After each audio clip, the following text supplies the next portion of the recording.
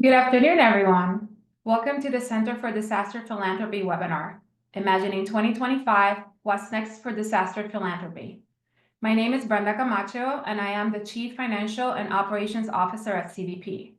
My pronouns are she, ella, and I am a member of CDP's executive leadership team, and I have worked in the nonprofit sector my entire career with deep experiences in social service organizations, healthcare, and the parks and recreation field. I have led organizational diversity, equity, and inclusion initiatives, and I am passionate about justice. Some housekeeping notes before we get started. You can submit questions at any time during the webinar using the questions and answer box at the bottom of your screen, and we will answer them at the end of the panel presentation. At the end of the webinar, there will be a short survey. Please complete this to help us improve our webinar offerings to meet your needs better. We are recording this webinar. It will be available on our website and YouTube channel shortly after the webinar is complete. Live captioning is available now via Zoom. Click on the closed caption live transcript to access it, and they are available in multiple languages.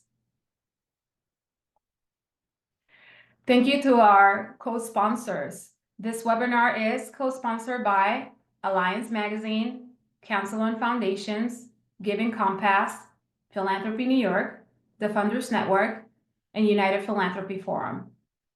Thank you to all of you. We couldn't have done this without your support.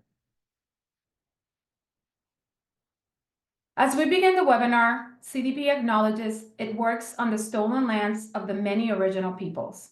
We recognize that Indigenous peoples have been displaced and disenfranchised from their land by the socioeconomic and cultural impacts of colonialism and disasters. The erasure of Indigenous knowledge about how to care for these lands has caused environmental destruction and degradation. CDP is committed to dismantling the ongoing legacies, systems, and structures of settler colonialism and white supremacy, and their connections to philanthropy, today and in the future. Despite centuries of theft, violence, and murder, this is still and always will be Indigenous land. Please join us in acknowledging the original peoples and their elders, and past, present, and future generations.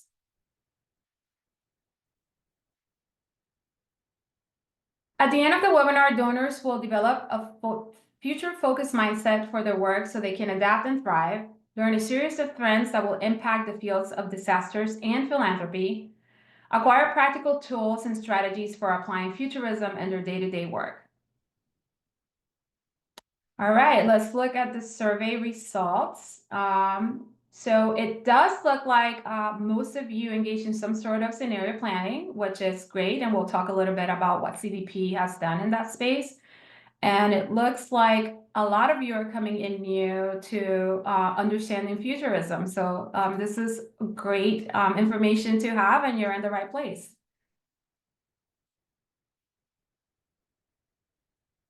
And I am having a little bit of technical difficulty. Give me 1 second, please.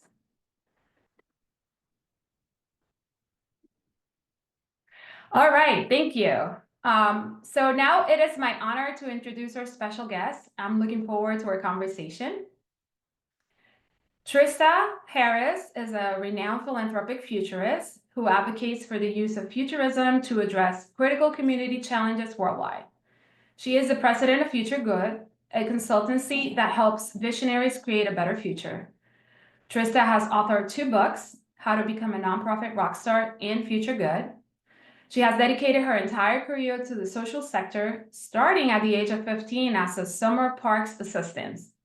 Prior to her work at FutureGood, she served as president of the Minnesota Council on Foundations, a thriving grant-making community that awards over $1.5 billion annually. And she was also the executive director of the Headwaters Foundations for Justice and a program officer at Minnesota Philanthropy Partners. I met Trista earlier this year, and I am proud to be part of the DI Leaders Network hosted by FutureGood. Welcome, Trista, and thank you for taking your time to share your expertise with us. Brenda, I'm so excited to be here with you today. Well, let's start with the obvious question. What is futurism and how did you get into it? Futurism is paying attention to patterns that are happening in the present and then looking forward to see what that means in the future. And the way that I became engaged in futurism is I had my first job running a foundation, the Headwaters Foundation.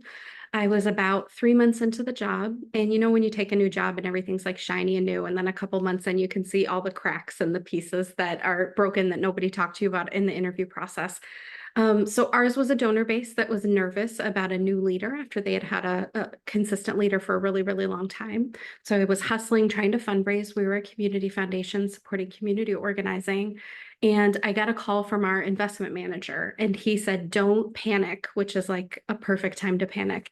Our endowment had lost about half of its value. This was 2008.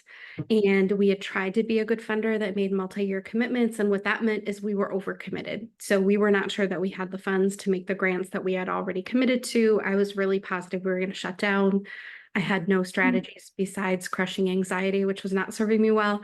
And at that time, I ran into a book about how to use futurism to get a business advantage during times of crisis. And I was like, well, this is a time of crisis. So read it from front to back and realized those tools would be really useful for our grantees in this moment. And so we started teaching our grantees how to envision what they wanted the future of Minneapolis and Minnesota to look like after this financial crisis.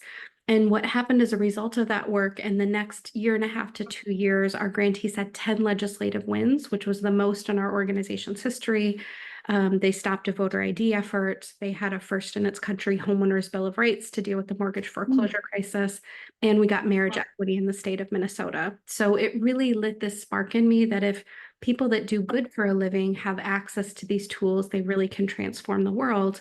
And what I thought I was going to do is find the futurists that were focused on nonprofits and foundations and just like engage with them. And what I realized is that we were really missing from that space. And so then I started my own learning journey to become a philanthropic futurist. And to be able to just create awareness. Maybe there were some folks in there that didn't understand what this is, and some of the ones are engaging with us today. You just start paying attention to like, oh, maybe I am a futurist. I just didn't understand it. 1,000,000%. So what is the difference between philanthropic futurism and any other kind of futurism? So I am interested in what future trends mean specifically for our sector. So that means that I am looking for trends that will impact us, but I'm also paying attention to other trends that technology futurists are looking at, or educational futurists, and translating that to what that means for folks that are in the sector. So we use a crystal ball image to advertise the webinar, which obviously it's not the word. Can you give us a couple of examples of how you've actually used futurism in practice? And also if you can share, like, what is the difference between a short-term and a long-term futurism approach? Yeah, those are both great questions. The two tools that we use the most often are trend sensing and backcasting. And so trend sensing for us is often more short term. This is paying attention to what's happening around us and making meaning for that. What does that mean in the long term? We have created a framework called WOW. So when you are noticing trends that are coming towards you, pay special attention if something is weird. So Jeff Bezos saying that he thinks that we should move all manufacturing to the moon and the earth should be a nature preserve. That is a weird idea. And it's something to pay attention to because it's coming from the guy that is responsible for a lot of the manufacturing that's happening on earth. Opposite is when something is different than you expect. So there's a pattern that's sort of moving forward and then suddenly something different happens. An old version of this is we had this time in the United States where gigantic SUVs were the thing. They were bigger and bigger. And I think then it sort of ended with the Hummer where it was like, do you want an army tank? You can have an army tank. And then all of a sudden the Prius came out and the Prius was exactly opposite of that trend. And so when you notice something like that, where you go, well, that is very opposite of what I've been noticing. It's important and it's telling you what the future is going to look like. The last W is for wonderful. So sometimes you see something and you just know right away, here's the difference that's going to make for humanity. I saw a bus stop that they've created that's covered with moss, and the moss takes as much carbon out of the environment as 275 trees. it is a brilliant idea. And you can tell right away, oh, that's something that's wonderful and that'll really benefit humanity. So trend sensing is really paying attention to things that you think are going to be important in the future. Backcasting is the opposite. So we do a lot of backcasting at FutureGood, where we help organizations look 30 to 50 years in the future. If your foundation or nonprofit is 100% successful meeting its mission, what does it look like? What's different as a result of your work? Because I think in many of our organizations, we're all working really, really hard, but we have a slightly different vision of the future. And so all of our efforts are diffused and we're not moving forward. If you can help an organization start to align on a singular vision of the future, then suddenly all of your work is pushing in the same direction. And we find with many of the organizations that we're working with, it doesn't take 30 years to get to that future. It's usually 5 to 7. So you need a long enough runway to envision something completely different. But once folks are aligned, you actually can get there a lot faster than you've ever expected. So I imagine that would require that folks engaged in this are actually practicing futurism. And one of your tenets is that everyone can be a futurist. So if someone has never done this before, how do you get started? What are steps people can take to begin the practice? Talk a little bit about what you do. Yeah, for sure. So I think the easiest thing that you can do is set a Google alert for future of whatever you're interested in, future of climate, future of disasters, future of philanthropy. And what that provides you with is this ongoing stream of information about people that are thinking about what's next. And I use Friday afternoons because it's a little bit quieter, but I encourage folks to set aside 5% of their time for the future. And so in those Friday afternoons, you look at all those Google alerts that you've been letting go to a folder in your email, and you read the articles and you look for, are there things that fit sort of in that wow framework, weird, opposite, or wonderful? And then keep a notebook for yourself, a physical notebook, or I like to use Evernote, which is an electronic notebook. You clip the article in the notebook and you start to brainstorm, what does this mean for my organization? Or what does this mean for my grantees? Or what does this mean for the communities that I care about? This tool becomes really powerful when within your organization, you start to share these ideas together, because each of us has a sort of singular perspective. But when you have lots of people looking at a future trend together, they provide insight in ways that we couldn't have done on our own. So a lot of organizations will use like a Slack channel that's called Future Trends, or they'll use Chatter in Salesforce or that sort of thing. And folks are pinning articles, and then there's comments that happen underneath it about here's what's coming next, here's what I'm seeing happen. I think that there is this habit that we have of sort of knowing who the cutting edge organizations are that work in the fields that we care about, but we never have any time to pay attention to what they're doing. So during that 5% time for the future, read their e-newsletter, like listen to the podcast with their CEO. They're sort of telling you what's around the corner. We sometimes host things called field trips to the future, where you take people to a place where the future that you're hoping for already exists. There's a saying, the future is already here. It just isn't evenly distributed. One of the examples was a group of funders from Minnesota that I took to Sweden to see the future of early childhood education. And so when you pay attention to those places that are ahead of where you want to be, it helps you see that one, that future is actually possible, and two, what's different in that future, and is it worth doing the work to get there? And the answer is almost always yes. Also, thank you for all of that practical advice. I would encourage people to sign up to the FutureGood newsletter, because I do get to see a glimpse of the work that you already as a futurist are doing. I guess picking up on that, how do you think funders can support their grantees and staff in leaning into this? 100%. One, invest in their professional development. So that is one of the first things that gets cut in organizations. Make sure that your grantees have financial investments so that they can continue to learn, so that they can go to conferences that are outside of their field. I think sometimes the best insights are one field over, and we're just all in the same sort of space with the same solutions. And if you spend time at architecture conference or at the business conference or whatever. It really can give you a new solution that helps you move forward. The other thing that I think is really important during this time is there's a lot of burnout that's happening in the field. Folks have really been trying to power through since 2020. They're trying to do more, and we've hit the end of what's possible. And what I constantly try to remind myself is that insights come when you are bored. We have great ideas in the shower because we don't have inputs that are coming at us. And all the ideas that are bouncing around in our heads start to connect into something that's actually useful. And if we are never bored because we're walking around and we're holding our cell phones and we're constantly consuming information, it means that we miss those insights. And so I think funders should invest in things like sabbaticals. I think funders should ensure that their staff team has time to be bored. So we constantly kind of schedule every single minute of the day. How do we create that spaciousness? How do we encourage people to eat lunch and not work while they are eating lunch?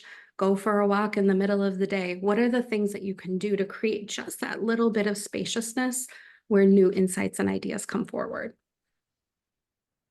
Thanks for that. It's a good reminder for all of us, especially leading in two big takeaways that I like to lift. It's for funders to really invest in capacity building, because this is really one of those things. And second of all, for us to be mindful with our staff to create that thinking space. So thank you for that. So let's shift gears a little bit. I know that you release an annual blog with thinking about what's happening next year. Do you have like a sneak peek for 2025? What are you watching? And I know the hot topic, AI. What's the role of AI in disasters and philanthropy? Yeah, AI is changing everything. And I've been watching AI probably for the last 15 years or so. And I will say until 2022, AI felt useless. So every time I would hear about this like hot new tool and I would try it, the amount of effort that it would take me to engage in the tool, give it the information that it needed, and then it pushed something back. I'm like, I could have just done this myself. This is ridiculous. When ChatGPT launched, I was like, oh, okay, we're here. I got it. Like we have crossed this threshold. And I talk a lot about that we're living in a time of exponential change where change gets faster and more intense as we move forward. And computers are on an exponential curve and AI is on an exponential curve. And what happened when we hit that point where suddenly AI was immediately useful, it means that the quality of that is only going to improve as we move forward. We're getting a little bit of feedback, Brenda, so maybe. Um, so what happens is that pace of change gets faster and faster. So the AI that we have at this moment looks absolutely nothing like the AI that we're going to have 2 years from now. And so I've talked to a lot of people in the field that are like, oh, it's not going to impact me and I'm not interested. And I've banned it in my organization. I've told none of my staff to use these tools. It's to your own detriment. So how do we ensure that we're learning how to use these tools? I think that just like the Industrial Revolution moved us from 80 hours a week of work to 40 hours a week of work, I think the AI and robotics revolution could move us from 40 hours a week of work to 20 hours a week of work. I think if we're all really honest about our useless meetings and social media time, we're probably already at 20 hours a week of like actually useful work. So if we start to reimagine what our organizations look like, where you pay staff for full-time work when they are working 20 hours a week of work, we push for things like universal basic income, we use AI for all the repetitive parts of our work, and we use humans for human activities, relationship building, creativity. AI can't ever create anything new. It can only regurgitate what already exists. And so how do we ensure that we are transforming the ways that we do work so that people can do things that people are great at? A couple other things that we're paying attention to are that staff burnout thing that we talked about. How do we reimagine what work looks like in our organization instead of trying to do more of the same during this time? I found a lot of people are trying to keep up with technology and they're using AI to do more and more and more and more. And people aren't made for that intensity of work. You need space to be able to consider and grow and think and come up with new ideas. So I think we're in a moment where we have to reimagine what rest and work looks like. And then the other piece is investment in journalism and investment in civic engagement and advocacy. I think we're moving towards a time where we realize that a lot of the tools that we have of democracy and of journalism and of free speech and those sorts of things are not serving us well as we move to a much larger population and as we move to a digital age where suddenly it isn't a guy on a street corner with a microphone. It's platforms that are global, that we need to reconsider what those tools look like and how we care for people in that process. Thank you for that, and really just highlighting that there is the AI component and people still are super important to focus on. So thanks, Trista, for continuing to share that. So we're 1 week past the election, and some of the questions that were submitted in advance were about your thoughts on this, and essentially 2 areas. Given the political landscape changing, what is your perspective on the role of funders over the next several years? And what should philanthropic agencies be most concerned about? Yeah, for sure. Both really great questions. Dina will put a link in the chat. We're hosting a webinar on Monday about future-proofing your organization for the volatility of a Trump presidency. I led the Minnesota Council on Foundations the last time Trump was elected, and we spent a lot of time scenario planning, both before the election and afterwards, about what it was going to mean for the social sector. And a lot of the wild cards that we had laid out happened in the first 2 weeks of the presidency. So this sort of framework of something will happen and we will be thoughtful and we will respond, that just isn't the pace that's going to happen, especially in this presidency. And so organizationally, I think it's really important that every single foundation gets super clear about what their lane is. So what is the specific future that we are trying to create with our foundation's work? And when there's volatility, and there'll be lots of volatility, how do we harness that volatility to get to our ideal future faster? So how do we ensure that we're really laser focused on the transformation and change that our foundation wants to fund, and dig deep with grantees and help them really future-proof their organization and strengthen themselves so that they're able to be resilient and they're able to be effective during a time of lots and lots of change. What I saw in the beginning of the pandemic was a lot of foundations that got super overwhelmed about the number of needs that existed and spent a lot of time looking internally. How do we want to show up in this moment? What is important? And then often made decisions that were a scattershot approach. So we are going to support entrepreneurs because small businesses are struggling. We're going to support food shelves because people need food. We are going to support health because that's important. We're going to support the pipeline of doctors because lots of people are leaving the field. We're going to support teachers because they're struggling. And if you do that, you're not going to be able to make the impact that's important. So I think during this time, it is really important before January to have a clear picture of how you want your foundation to show up during this time, what issues are important to you, what are the things that you are going to pay really good attention to. And then in the field, how do we trust our partners that are out there? They're experts in every single issue area that's going to come forward. And if each of us really dig deep in our lanes, we're all going to make sure that we have a more beautiful and equitable future at the end of this.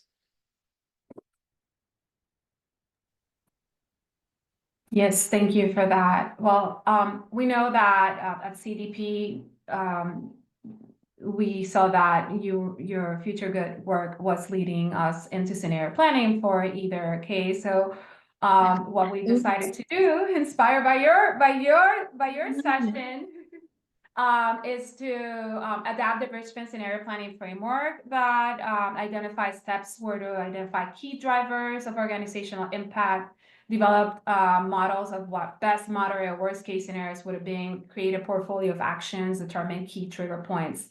CDP, we actually had conversations with our whole board, our executive team, all staff. We collected inputs, and what we've done is creating a plan that's going to regularly monitor those key triggers so that we can act at the right time and execute decisions quickly as circumstances evolve in this volatile environment. So I want to say thank you for prompting us to be intentional and do this work ahead of the election and be prepared for that. I love that you did that. And I think there is something to be said in scenario planning. It's before a crisis happens, and the emotional part that happens in a real crisis means that we don't use the smart part of our brains. We use the lizard danger part of our brains. And so I think what it gives your team is breathing space to be really thoughtful and smart about how they want to show up. And then when those challenges come forward, you don't have to figure out the plan. You've already thought about what the plan is. So I'm so glad that your team did that work. I think it's going to serve you well. Yes, definitely. I guess let's shift a little bit of gears. You know, disasters are growing, and in Nassim Taleb's book, The Black Swan, that we quoted in the description of this webinar, he says not to look at past events, including disasters, to develop plans, but more that to imagine what could be. So question for you is, how can futurism allow funders to be strategic rather than reactive in their grant making? And what advice do you have for funders working in disaster space specifically? 1,000,000%. I think it's important. We talked a lot about this backcasting idea and what is the ideal future that you're working on.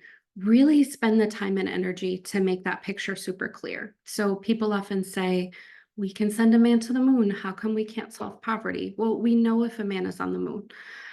When you say solve poverty, do you mean in the US? Do you mean globally? Do you mean for families? Do you mean a living wage? Do you mean the federal poverty line?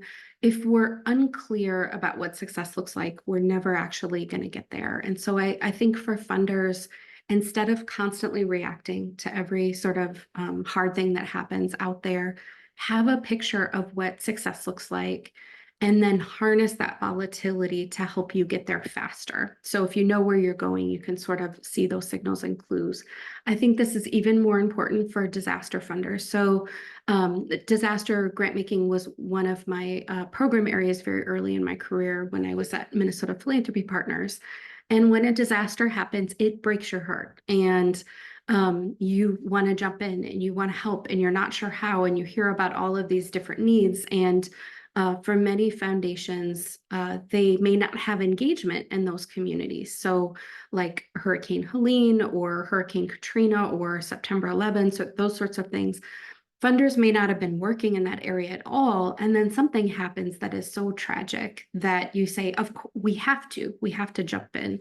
And so having a clear picture of the places and spaces that are aligned with your foundation's mission, that you should definitely jump in. What are the sort of communities that you want to make sure that you particularly support? What are the ways that your foundation can be specifically useful? Ecolab is a corporate foundation. They're experts in clean water. There are lots of times where it makes a ton of sense for them to jump into a disaster because that is their expertise area, and they bring the full sort of might of the company behind them as they do that. 3M did amazing work during the pandemic because they made all the masks that we were buying. And so they knew how to show up and they knew how to be ready in that moment because that is their expertise area. The other part when it comes to disaster philanthropy that I think is really important is how are we building resiliency before disaster? We can look at all of the communities that we care about and fund in and know what the disasters are that are likely or really probable within those communities. Who are the organizations that are going to show up if that disaster happens? And can we make proactive disaster grants? So can we say, we know in central Minnesota there will be flooding. We know that the United Way is going to show up. We know the local community center is going to show up. We know that this faith community is going to show up. We are going to make a commitment to these organizations for $50,000 if XYZ disaster happens that impacts this many people. That organization can get a credit card with a limit of that amount, and the foundation can promise within 30 days of a disaster that they will pay that grant, so that an organization immediately after something happens knows that they can show up and can provide aid to community instead of waiting for that process of getting the support that we need. The other part of resiliency that I'm paying a lot of attention to, probably because I've been reading The Parable of the Sower by Octavia Butler, is this idea of individual preparation. So how do we ensure that folks in low-income communities have 5 days worth of emergency food and water? What are the ways that we can ensure that folks have that little bit of resiliency? Because when a tornado or an earthquake happens, we lose the infrastructure that people immediately need for that support. And so if you don't have those items within your home, it's a huge challenge. And so how do we just give a little bit of space that allows enough time for us to start to repair some of this infrastructure or find new supplies for folks, but ensure that in people's homes, they have what they need at least for a little bit. So a big picture is how do funders tackle learning about these huge subjects, right? Like we just Google climate disasters, like how would we go about that? Yeah, I think Google is very helpful. I think setting those Google alerts are really useful. One of the things that I found useful lately is ChatGPT. So asking what are the natural disasters that will happen in these 5 communities that my foundation has a vested interest in, and how likely are those disasters in the next 5 years? So really just starting to dig in, doing scenario planning. If what is a small disaster that's possible, and what are the ways that you think organizations will show up and people will be impacted? If it's a very large disaster, how is that different, and what are the different ways that you can show up? And I'd encourage you to have those conversations with your board, even things as simple as saying, for these level of disasters, this is the level of support that we will provide. These are the ways that we're going to show up. This is the type of grant making that we're going to do. When I did disaster philanthropy at Minnesota Philanthropy Partners, we created a website for Hurricane Katrina called Minnesota Helps. And when the 35W bridge collapsed, we reused that website and we reused that grant making process for a different disaster, and then realized we could just continue to use that infrastructure. So we're going to call the foundations. We know who the usual suspects are, who are people that will probably co-fund a fund. What are the rules that we have about how the dollars are given away? Let's figure that out beforehand so that when a disaster strikes, we can very quickly move to the grant making piece of the work. I've heard you just talk about civic disaster. Mhm. Can you explain to the audience what you mean by that? Yeah, civic disasters is when something happens where we lose trust in our civic institutions. So the Flint water disaster is a civic disaster. The murder of George Floyd is a civic disaster. I think Hurricane Katrina was a civic disaster. I think it was also a natural disaster, but there are these times where we suddenly can't trust in the institutions that are important to us, and that makes recovery really difficult. And so when funders think about disasters, I'd encourage them to have civic disasters on the list as well, and understand how they will show up and support community in those times, because um, lack of belief in our civic infrastructures that they will serve us well and not hurt us are important for the democracy that we have. And we have to ensure that we build resilience in those institutions as well. So a lot of the things that we're discussing and monitoring are really big and heavy, and inherently, FutureGood's work, it's about optimism. Yes. How can people maintain optimism in light of all this hard work? Yeah, I gave a talk once in Brazil where there was a translator, and somebody asked, they were going through a really difficult political time and they were very worried about it, and sort of, how do you have hope in the future? And what I said is, the present is a dumpster fire and hope only exists in the future. And so we've got to have a clear picture of this beautiful future that we want to create and the work that it takes. And the translator was like, you mean like garbage on fire? And I was like, does it not feel like garbage on? Yes, I mean garbage on fire. So I think that it's important to be hopeful about what's next. I don't think it's useful to constantly be sort of digging into what's the worst that can happen. I think where we put our energy is what we actually create. And so how do we create the space to imagine what we actually want it to look like? Because that's worth the work and the effort that it takes. I think often when we, as funders and nonprofits doing really great work in the world, are constantly fighting against bad things that happen, that's what's causing the burnout. It's that you're just constantly trying to just slow it down or stop it. What does it look like to actually build the new and build what we can be hopeful for? The other piece that I'll say about optimism, when folks are doing those Google alerts, using the frame future of climate innovation and instead of future of climate, gives you much more positive articles. There's something about future of with that word that is people dreaming about what's possible and what's next. And I think if we can invest our energy in those spaces, that's where we're actually going to make sure that it happens. No, thank you. That's really good tip right there. So shifting gears a little bit, but staying with the optimism. As I mentioned in my introduction, I'm part of the DEI leaders cohort. Can you talk a little bit about what are the goals of that program and how it's been going? Yes. Oh, I am so excited to have you as a part of that network. The DEI Leaders is a space for people within foundations that lead internal diversity, equity, and inclusion efforts. So really the transformation of the foundation. And we use a framework called the Four Roles Framework that Ron McKinley developed that is about your role as a grant maker, your role as an economic entity that's spending and investing money, your role as a community citizen with a voice and a platform, and your role as an employer that's both hiring and retaining staff. What does the equity frame look like across all four of those roles? In the network, our intention is to create space where people can share ideas. It doesn't make sense for us to all bump our heads in the same place, or one of our members brought their board to EJI, the Equal Justice Initiative in Montgomery. Another foundation said, oh, we're thinking about taking our board. And they shared the entire itinerary. Here's where we ate for lunch. This is a hotel that we stayed at. This is the bus company. This is like every single thing was laid out. And that amount of work that was saved means that that second foundation can spend that energy someplace else and then can share the things that they have learned in that other place with other members of the network. And so I think we all do better when we all do better.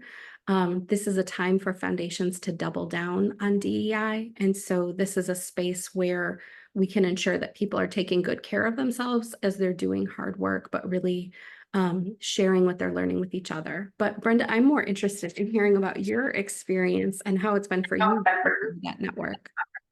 No, thank you. When I joined CDP, I knew I needed to grow my understanding of existing DEI work within philanthropy. And the Future Good cohort, it really has some of the top talent and leaders in the space doing really transformative stuff. I want to be part of that group. I want to learn. I want to ideate. I want to support colleagues, and I want to be supported by practitioners who are really focusing on this work, but with the future lens, which is what I've found in this meetings with these partners. In terms of what I've gotten out of it, well, as you know, we recently had our in-person annual retreat, and I walked away energized, inspired, feeling less alone doing the work. I heard a lot of different initiatives that are happening in the space. The example you just shared is like, oh, wait, you're doing that. Ooh, okay, got it. Can I pick your brain on this, or can you share that resource? And so I think that it's just been really a space for feeling like we're not alone, we're moving forward, and it's especially important right now in the face of a lot of volatile change and the potential challenges that equitable recovery is going to face. So I thank you for the opportunity to be part of that network. All right. Well, we've received several questions in advance that I'll be working through that list, as well as some of the questions that are in the Q&A box. And as a reminder, CDP webinars are aimed at providing education for the philanthropic community. So while all are welcome to pose a question, we'll focus on those that are addressing donor issues first. I'll get started with a question that we received about what's the potential of AI and research in the management of disasters. Yeah, I think we're getting the feedback again. I think one of the pieces that it can be used for is obviously processing lots and lots of data. So using AI to have a clear idea of who has been or who might be impacted by very specific disasters. And then also using it for scenario planning. AI is a fantastic tool to help you see around corners that you may not have thought about, like what are the 15 possible scenarios if there was flooding in Duluth, Minnesota. Really digging into who might be impacted and why, I think is really useful. I think the other ways that foundations can use AI is supporting nonprofits to create AI chatbots. So there's a lot of misinformation that happens after disaster, and there are a lot of questions that people have about their specific situations. And so AI chatbots can use really specific data sets to present to people information that they need and take off the human need to constantly answer the same, question 100 different times in 100 different ways. It also can be used for access in multiple languages. And so how do we ensure that when we are supporting both resiliency and response in communities that have been or could be impacted by disaster, that we're thinking about everybody that might be impacted and being even more thoughtful about who is the person in the community that is least likely to receive help? What are the sort of cracks that we know people are going to fall through? And how can we use AI tools to seal up some of those cracks? So looking at the Q&A, there's very specific questions around AI coming up, Trista. So we want to turn there specifically something around Llama 3.1 program. Do you have any information that you could share? My daughter likes to say that I'm the futurist that does not know how to use technology. So I am not your person for answers about specific tools. What I will encourage you to do is to try them out. There's so many different AI tools, and they each have different sort of ways of interacting with the world and things that they can do for you. Try them and figure out which ones make the most sense for your organization. At FutureGood, our team, everybody uses AI and uses different AI tools so that they can kind of try it out and report back to folks, this was useful, this wasn't useful, as we're continuing to refine our own practice. So I'd encourage you to do the same. Another question around AI, which has come up, and I especially have been experiencing a lot of it with the intrusiveness of some of these AI products, is around privacy issues. Do you see a role in philanthropy in supporting how to sort this out? Yeah, I think philanthropy needs to jump into both privacy and misinformation. So this is really a time for philanthropy to strengthen our technology muscle, which has not always been very strong, and ensure that we're understanding the sort of guide rails that need to exist for these tools as we move forward. I'd also love to hear philanthropy be part of the conversation about AI and robotics taxes. So the ways that these tools have been used now by companies is really to replace human workers. And so there have been big layoffs, and then the people that are left are expected to hold the full human burden, which is not sustainable in any way, shape, or form. And it just is constantly maximizing profits. And so I think we need to start to have very real conversations about how we tax these tools to ensure that those dollars go back to support the human beings in our society, and that it isn't just a replacement tool, that really it's changing what quality of life looks like for all of us. Yeah, definitely. What's the biggest threat to philanthropy that you see right now? I think it has always been our own limiting beliefs. So there are very few barriers on what philanthropy can accomplish, except for the ones that we constantly create for ourselves.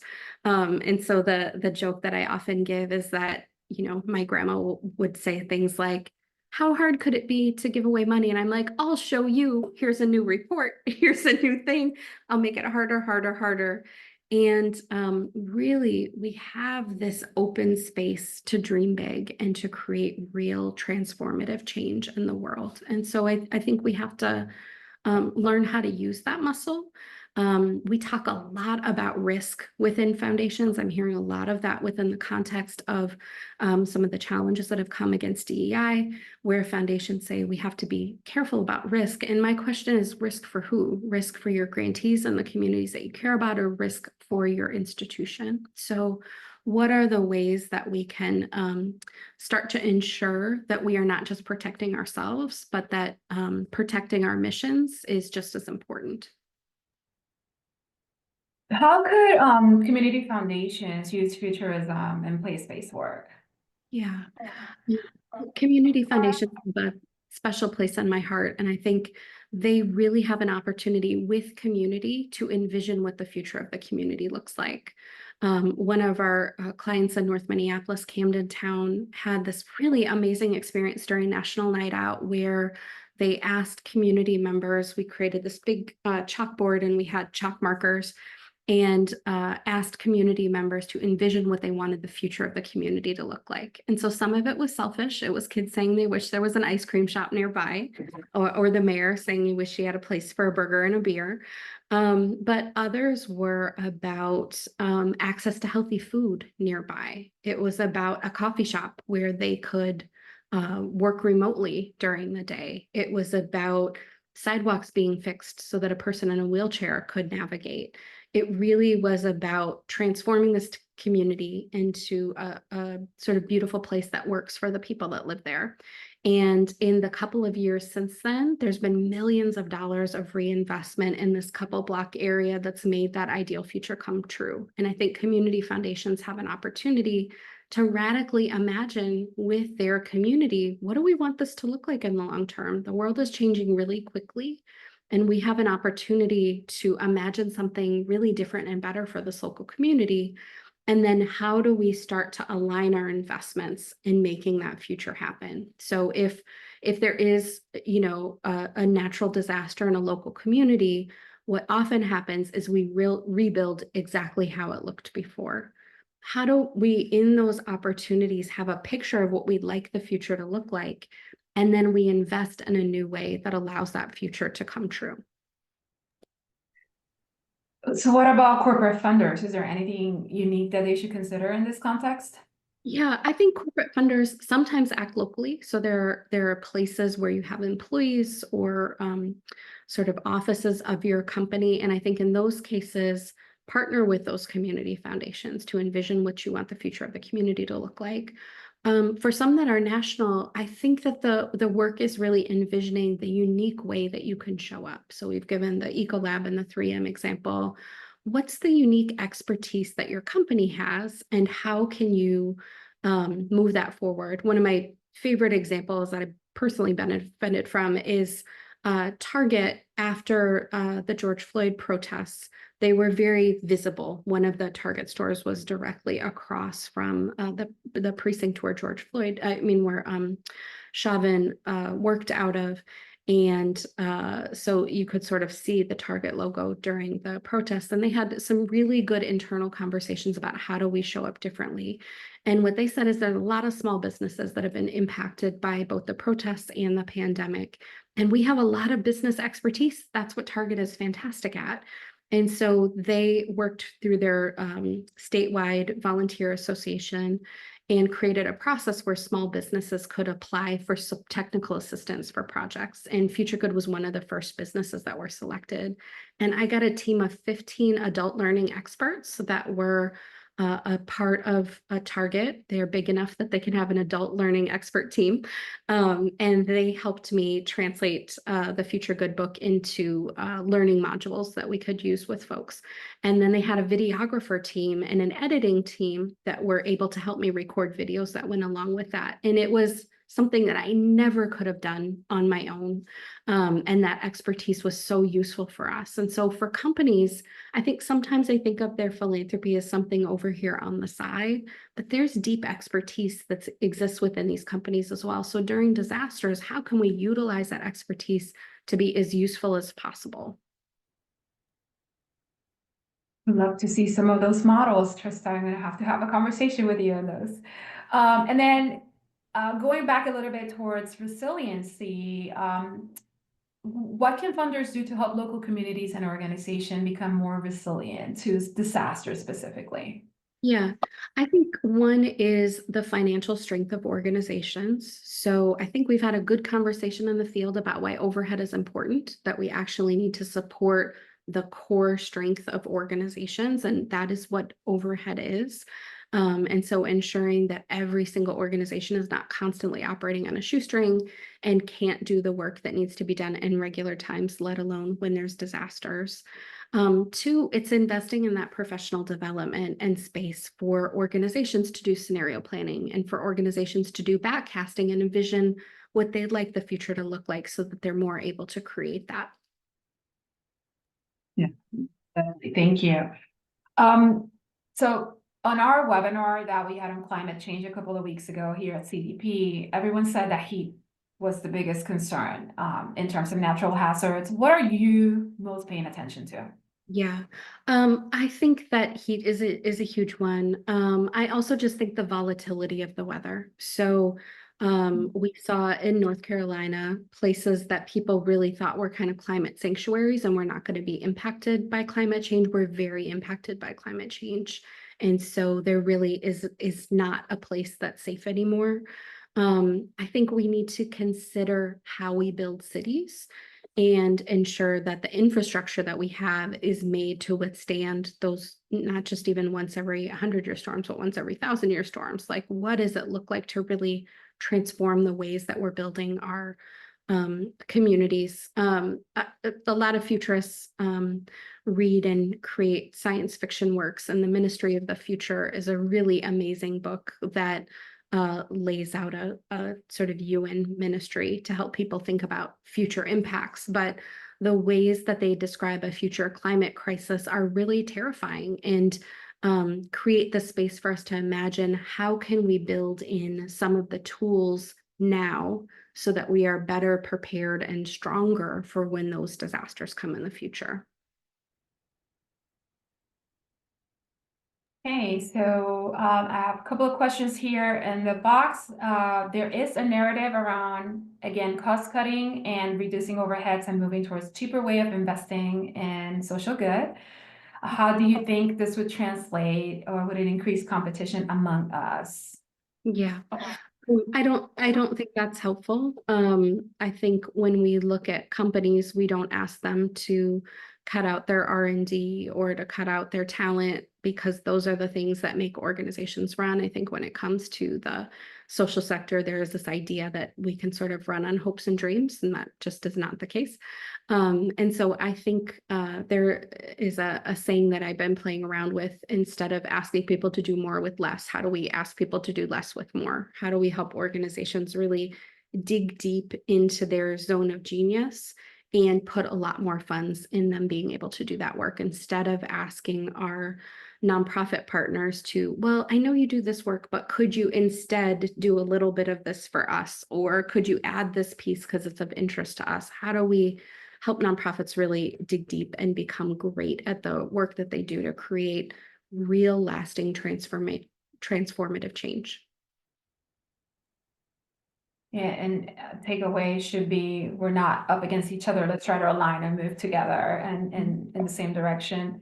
I guess I see another question in the box around what are the future philanthropy framework trends, like trust-based philanthropy and strategic grant making, what's emerging, and how does it tie to these recent ones? Yeah, we have a future philanthropy model that we've been sharing that talks about how COVID grant making really transformed the ways that foundations do work.